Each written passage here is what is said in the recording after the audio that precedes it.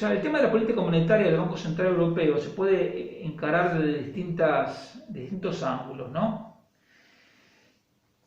Y hoy te quiero comentar por qué creo que la política monetaria del Banco Central Europeo tiene un sesgo antisocial. La inflación aparece cuando la cantidad de dinero crece más rápido que la de mercancías y servicios. No es una relación exacta, hay muchos otros elementos que pueden incidir en el corto plazo, pero la inflación, es decir, como un fenómeno continuo de incremento de los precios, solo puede darse si aumenta la cantidad de dinero más deprisa que la de mercancías, si no es imposible. Y eso ha pasado a lo largo de la historia, incluso en el siglo XVI, cuando llegaban a España los cargamentos de oro y plata de las minas del Perú y de México, y aquí se llamó ese fenómeno la revolución de los precios, que no saben por qué, pero veían que los precios subían. No hace falta que te diga que la inflación es enemiga de la gente, porque te destruye el valor de tus salarios, tus ahorros, de tus pensiones. ¿Y qué pasa? Desde que el dinero es un monopolio estatal, los gobiernos, y solo los gobiernos, son los que pueden crear inflación, porque ellos son los que tienen la maquinita para imprimir. Y esta tentación de imprimir billetes es tan grande, porque claro, tú le dices a un político, mira, tú puedes gastar dinero sin necesidad de cobrar impuestos de manera explícita, ¿no? Porque la inflación también es un impuesto implícito. Entonces, claro, todos los gobiernos del mundo empezaron a usarlo, y por eso en los años 70 y en los años 80 hubo inflaciones importantes, incluso de más del 20% en España, en Italia, en Irlanda, en Portugal, en Grecia, incluso en Francia, Bélgica, Finlandia, Holanda, hubo inflación más del 10% en algunos años. Estoy hablando solo de los países que tienen el euro ahora. Y como la tentación de imprimir dinero era tan grande, lo que hicieron los gobiernos fue autoobligarse se quitaron el poder, es decir, fueron convirtiendo a los bancos centrales en organismos más o menos independientes, con un único objetivo que es combatir la inflación. Combatir la inflación significa defender el valor de la moneda, el poder adquisitivo de la moneda. Y en Europa, ¿cuál fue el banco central que tuvo más éxito en combatir la inflación? El Bundesbank, es decir, el Banco Central alemán. Y por eso, la idea esencial del euro fue la creación de un mecanismo que permitiera a los demás países, que no habíamos sido tan buenos como los alemanes para combatir la inflación, en poder aprovechar las ventajas de tener una moneda fuerte como era el marco alemán. Es decir, el euro es un acto de generosidad alemana que dijo, bueno, yo soy el único que tiene una moneda digna de tal nombre, la voy a compartir con todos los demás y para que nadie se sienta ofendido le vamos a cambiar el nombre y le vamos a poner euro. Ok. Por supuesto que la misión del Banco Central Europeo desde su origen fue combatir la inflación, o sea, la estabilidad de precios. Y la estabilidad de precios la definieron como una inflación inferior, pero cercana al 2%, por ejemplo 1,7, 1,8, por ahí. En los 50 años anteriores al lanzamiento del euro, solo 3 veces en España la inflación fue de menos del 1,5%. En Italia y Grecia eso pasó 4 veces en 50 años, es decir, una inflación de menos del 1,5%. En Francia y en Holanda solo pasó 6 veces en 50 años. E incluso en Alemania la inflación fue menos del 1,5% 9 veces en 50 años. Entonces, es evidente que el problema que quería, el problema para el cual se puso a cargo el Banco Central Europeo era prevenir una alta inflación. Nadie pensado nunca en una deflación. Estaban pensando en combatir la alta inflación porque insisto, es lo único que había ocurrido hasta entonces.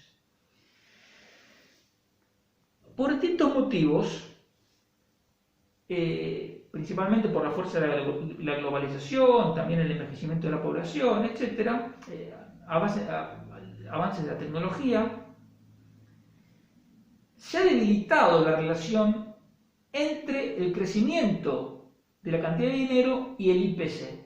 Pero ojo, el IPC es solo una parte de los precios de la economía. Son los precios representativos de lo que consume una familia.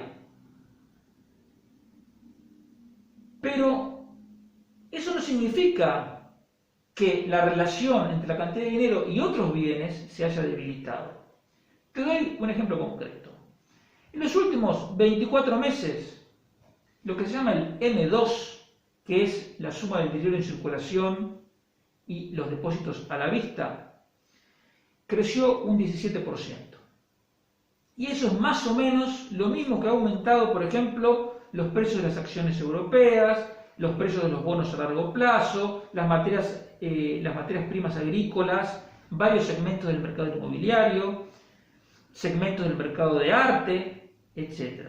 Y otros precios han crecido más, porque evidentemente no es, como te dije antes, no es una relación matemática. Unos crecen más, otros crecen menos.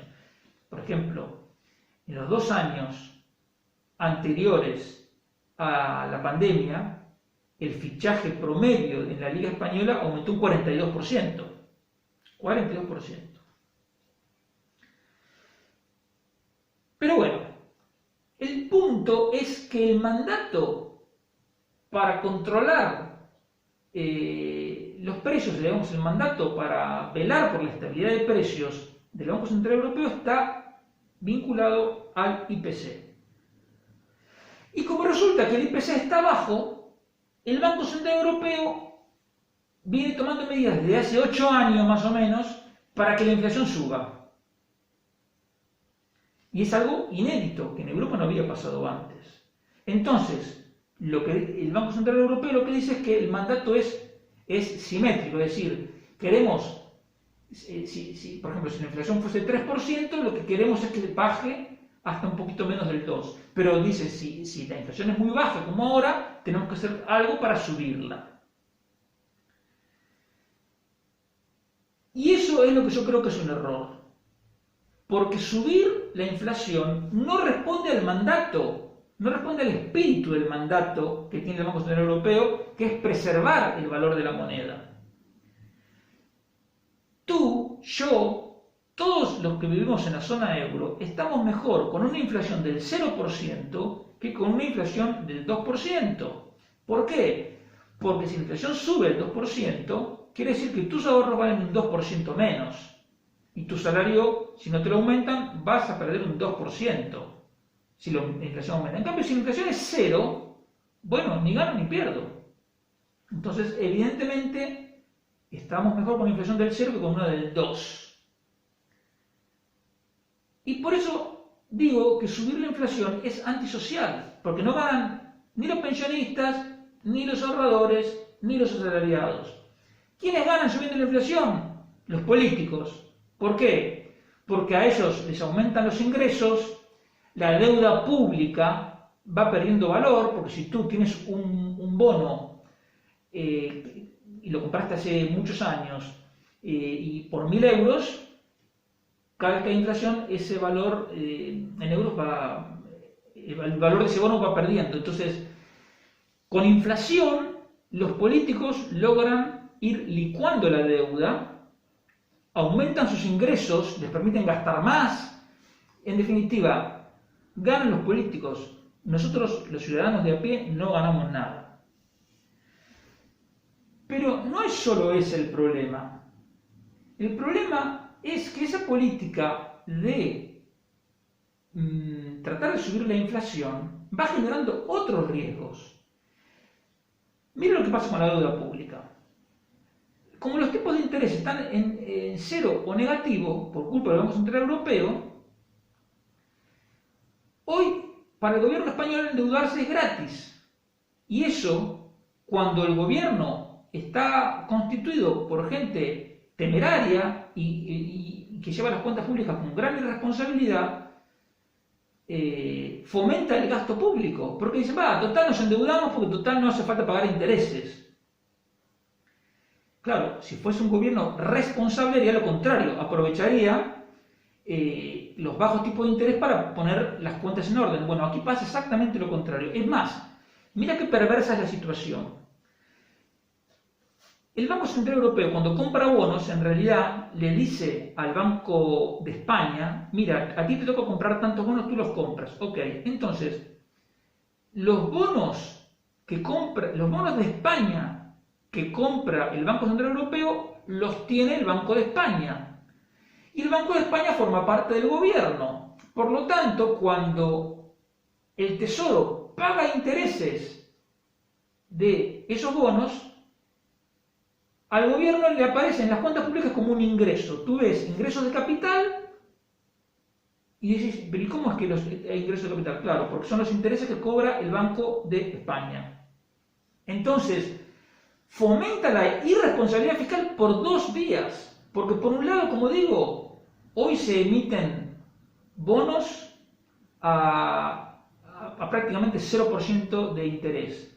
Pero los bonos que ya tienen emitidos de antes, que sí tienen que pagar, por los cuales sí hay que pagar intereses, le figura como un ingreso. Entonces es una cosa autodestructiva y por eso de ahí el crecimiento alocado de la deuda pública. Eso es uno de los riesgos. Pero además se está fomentando una mala asignación de recursos, porque cuando tú eres un empresario y tienes que decidir un proyecto de inversión, lo primero que calculas es si ese proyecto te va a dar un rendimiento mayor que el tipo de interés de mercado. Porque si tú pudieras comprar un bono que te da el 5% y tienes una inversión que te va a dar el 4%, pues no haces la inversión y te compras el bono y te quedas tranquilo. Bueno, pero resulta que como los bonos ahora dan 0, cualquier inversión, por más ridícula que sea, parece que es rentable. Pero en realidad eso es un artificio contable, no es la realidad. Entonces se está invirtiendo en proyectos que parecen rentables solo porque los tipos de interés están en niveles contra natura, porque es contra natura que estén los bonos como los del gobierno alemán que estén en negativo, es decir, tú compras el bono para perder. Y además se crean burbujas de mercados financieros. El gran problema, el gran riesgo que tenemos aquí es que en algún momento la inflación se dispare y supere el objetivo durante bastante tiempo. Y eso puede pasar, y de hecho en enero la inflación dio un salto, y entonces estaríamos en problemas, porque entonces el Banco Central Europeo se vería forzado a subir los tipos de interés. Ya el gobierno alemán, el Bundesbank alemán, está empezando a decir que hay que subir los tipos de interés, y eso dispararía toda una serie de problemas que ahora no me da tiempo a comentarte. Lo que te quiero decir es que ya el solo hecho de querer subir la inflación es algo antisocial. En el camino va generando riesgos que también nos van a perjudicar a nosotros.